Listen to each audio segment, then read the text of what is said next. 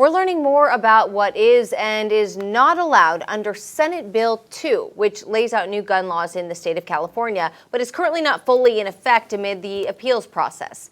Action News Now reporter Taylor Helm spoke with the Shasta County Sheriff today about the parts of the law still impacting our community. The new controversial legislation is causing concerns for many, including gun owners, instructors, and law enforcement.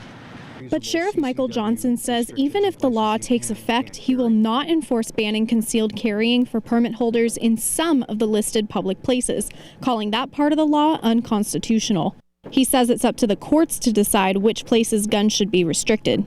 That's not for me to determine. That's not for me to pass judgment on. I just know that extensive list in its entirety is not okay, and it's constitutionally protected, and it's just not something we're going to recognize. Sheriff Johnson says he still stands by his statement released earlier this month, saying SB 2 is an attack on the Second Amendment right and doesn't support this legislation. While people can still conceal carry in most public places while the law makes its way through the courts, one part of the law is still in effect. Shasta County Supervisor and gun store owner Patrick Jones tells me gun permit instruction certifications through the NRA and the California Pistol and Rifle Association aren't valid under the new law. The sheriff and Jones say the state now requires instructors to have a post-peace officer standard certification instead.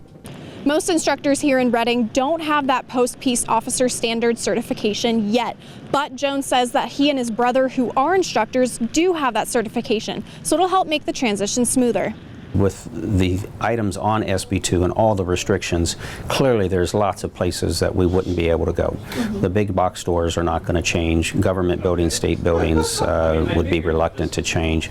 And so for a lot of us that have carried for a long time, like myself, this makes it very difficult. We then have to contemplate, are we going to break state law by going there and possibly having to defend ourselves. Sheriff Johnson says his office will enforce the new CCW instructor requirements under SB 2, which he says adds more time and work for those who want to get their CCW permits or renew it.